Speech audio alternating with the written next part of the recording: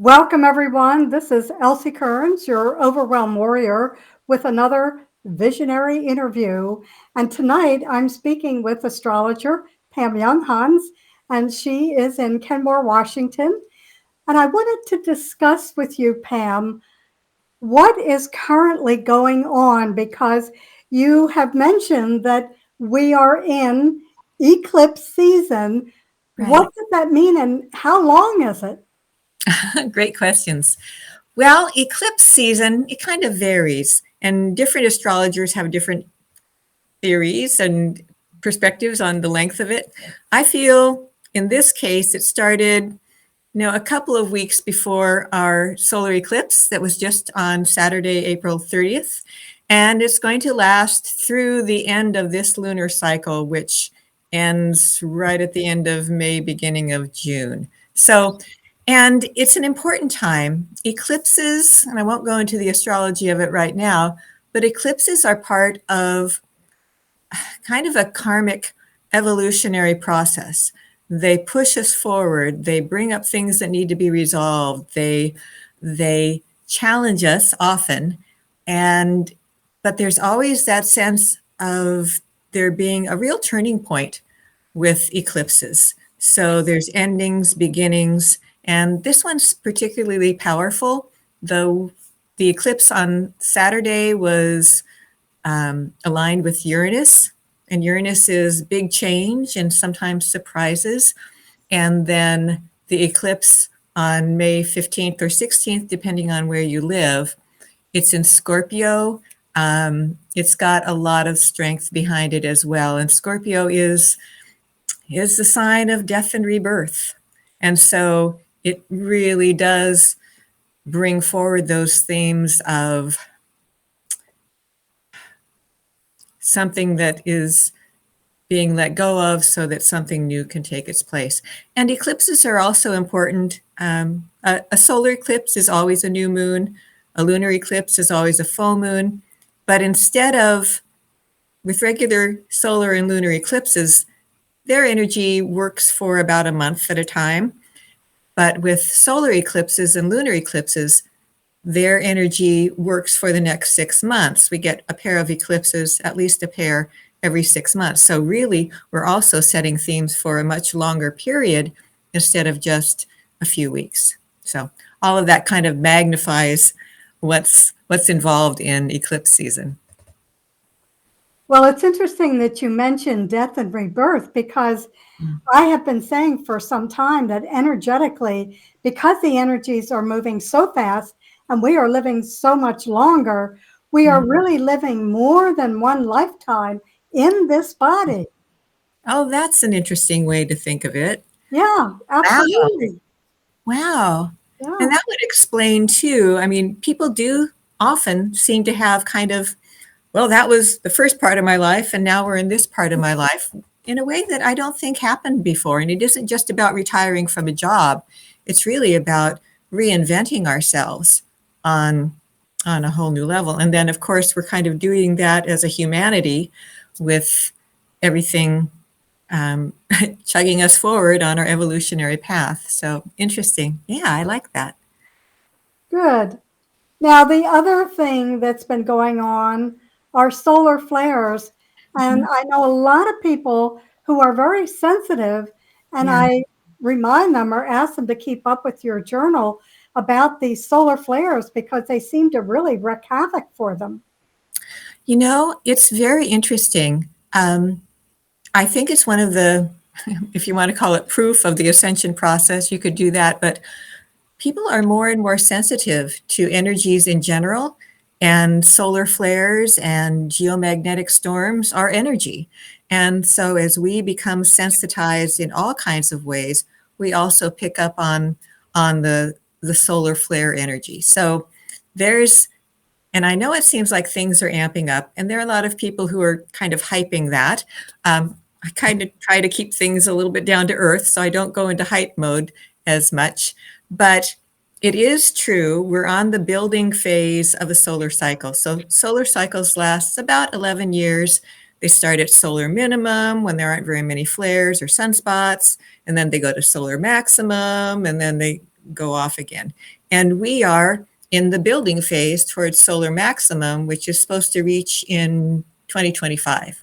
So we are continuing to get more and more solar flares, and we're actually surpassing what was predicted for this specific solar cycle. So yeah, there are a lot happening. It's not like it's never happened before, but I think it feels like that because we're more sensitive. And I think, you know, if we talk about the pandemic and all of the ways that it has affected us, because it's drawn us so much inward, I think that's been a big part of opening us up psychically, energetically as well. Do you agree with that? I would agree. And I know that you pointed out in last week's journal about the importance of self care, and especially around eclipse time. Yeah, Yeah. it's interesting because eclipses and solar flares, and solar and geomagnetic storms, they actually tend to have some similar physical responses in us. And I think there's a similar theme that goes along with each. We talked about eclipses, you know, being a big energy of transition, transformation, turning point. And so, but solar flares and those geomagnetic storms, they also seem to be pushing us forward in a way. And so, yeah, self care is immensely important, just on a physical level. When we get a solar flare and geomagnetic storms, that's a lot of electricity coming towards the earth. You dry out a lot more quickly. It's really important to drink fluids and electrolytes and all of that. But then we think of both eclipses and the solar activity as kind of pushing us, pushing against our patterns. That's, you know, trauma that's held in our physical cells and old emotions and memories. It just affects us on all kinds of levels. And it's almost like a purging process. So with along with drinking lots of water and electrolytes and all of that, that self-care is really important because emotionally, you know, you might get sad for this has happened to me. It's a day is going fine, and all of a sudden I'll get this big wave of sorrow. I mean, deep, deep sorrow. And it doesn't seem to be attached to anything, even though there's a lot going on in the world. But it's my sense that the solar activity, in addition to the eclipses and other astrological things, but it seems to coincide with the solar activity, which is kind of blowing through us in a sense, and cleansing. It's very much like a detox. Both eclipses and the solar flares are very much like a detox on physical levels, emotional levels, you know, even mentally. We kind of go a little bit into the anxiety mode sometimes. Do you see that true with your clients? Yes, in fact, what you're saying is so interesting because when you talk about all this combination, Yeah, it's so much fire. And what does fire do in the body but suck out water? So right. our water and fire becomes very imbalanced. And if we have too much fire, it winds up with anxiety, panic attacks, all of those things for people. Right. Yeah. That's true. Yeah, very good point. Yeah. So you're right about drinking lots of water. And of course, here on the East Coast, we're going into summer and warmer weather anyway, which, you know, you need to really pay attention to.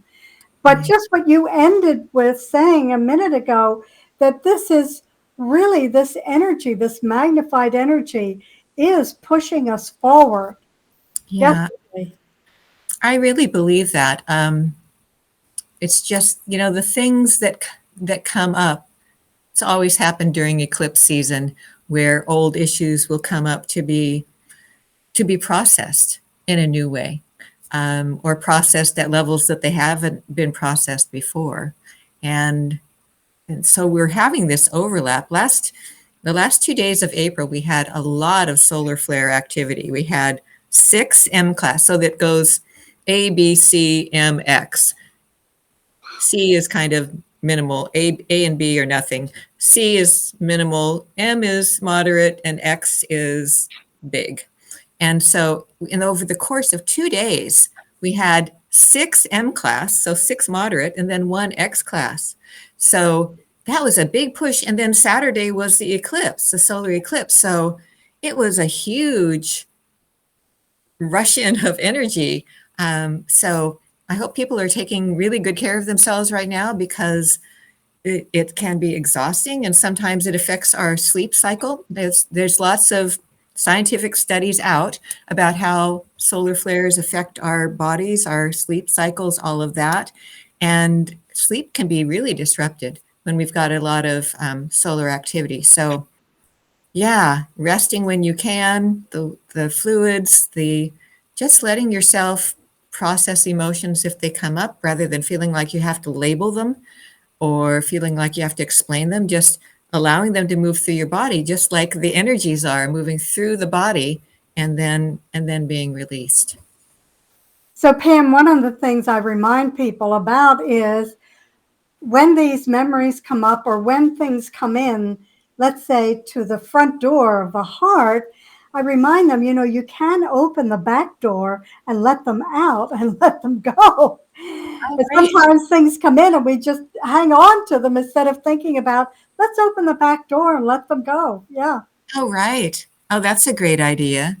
So how exactly do you do that? Just visualizing it? Because I can't reach back there. No, you're just visualizing, you're aware of something coming in Okay. to the heart center, and you can say, okay, I don't need to ruminate over this. I can open that back door and let it go. And that's so perfect, because we're supposed to be coming more and more living through our hearts rather than our minds. And Mm-hmm. so that would make sense that as we're going through this cleansing kind of detox process, it is really appropriate to think about, letting stuff be released out the back of our hearts, in a sense.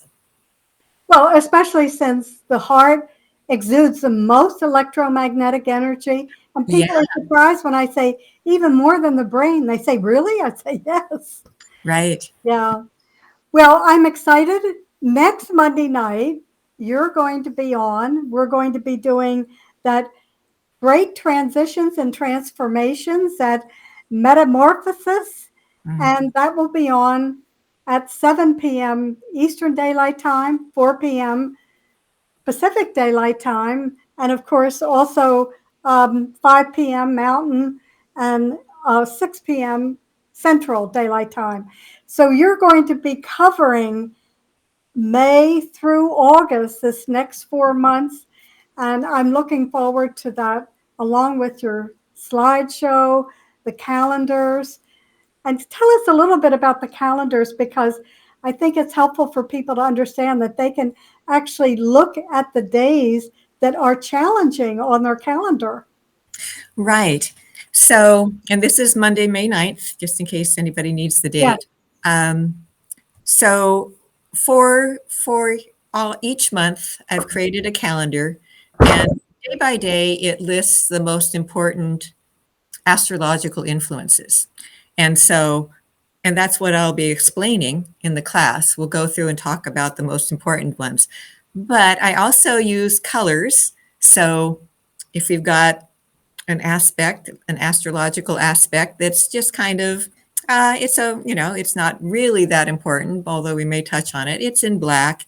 If it's really important, it's in red. So I have black, green, purple, orange, red. So I have the range. So you can use that as a way of kind of knowing the intensity of a day. And then the title of the class is Metamorphosis. And for the theme, I chose a butterfly image.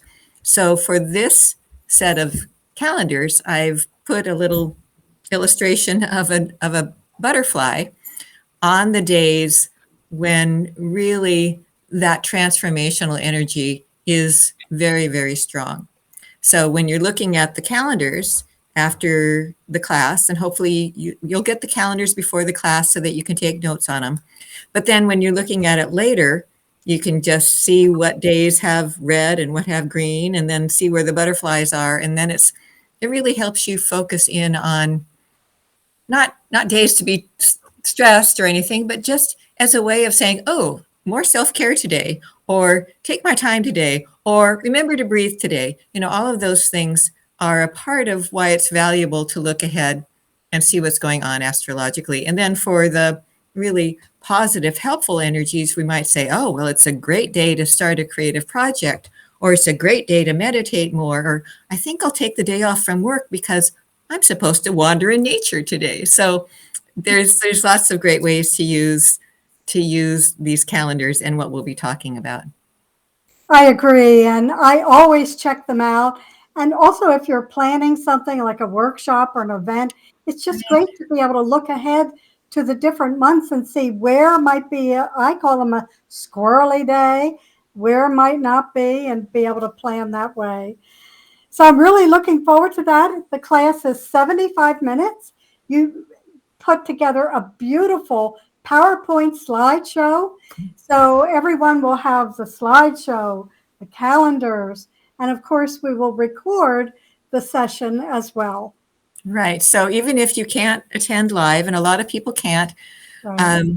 especially if you're in another country and it's in the middle of the night. So yes, everybody who registers, and Elsie, you're so good about sending this out a couple of times within the next 24 hours after the class airs. So you'll have the video, and you'll have the calendars, and you'll have, I think you also send out the PowerPoint in a Yes, the PDF. PowerPoint. So you've got all the materials. So hopefully a lot of people can join us live, but if that doesn't work for your schedule, there's lots of ways to take advantage of the information. And right on our screen here is the short link. And I'm also going to put that below when we finish the interview this evening. So you have that as well. The class is $27 and you sign right up on Eventbrite, and we'll keep you updated with the calendars, the dates, again, all that's going to happen. And of course, afterwards, the replay. And we're also going to do an audio replay. So if you just want to listen to that in your car going to work, or if you're taking a long drive, you've got that along with the video replay. Yeah. Great. Thank you, Elsie. That's great to have those options. Yeah. So everyone, metamorphosis, transitions, and transformation Monday, next Monday, May the 9th, will be live on Zoom, and we'll be recording it for replay. Pam, any last thoughts about all that we've just talked about? Well, just to reiterate the self-care piece, and because this affects us in ways that we may not anticipate. It's such a big transition time when we can feel that in the world. And when we get these eclipses, especially, it's like a focused energy of that transformational energy. I just use that word, but impulse. And so, especially now through that eclipse on the 15th, 16th of May, very important to really be self-aware, be conscious, be kind and gentle with yourself and with others. We're all going through this. Everybody's going through this, even if they don't follow astrology or believe in energy or anything else. Everybody is going through this together. So be kind, be gentle, be good. Thank you. Yes, we're all in this together. There's no question about that. Well, Right. great. Well, I look forward to being with you next Monday, and we'll send this out and remind you again, easy to join us. We'd love to have you. And again, as Pam pointed out, even if you can't make that night, it will be recorded. You'll receive that the next day, and be able to listen to it and view the video as well. Pam, thank you. So Thank you. nice. I know it's early out there and it's about 7 o'clock here, but so great to be with you once again.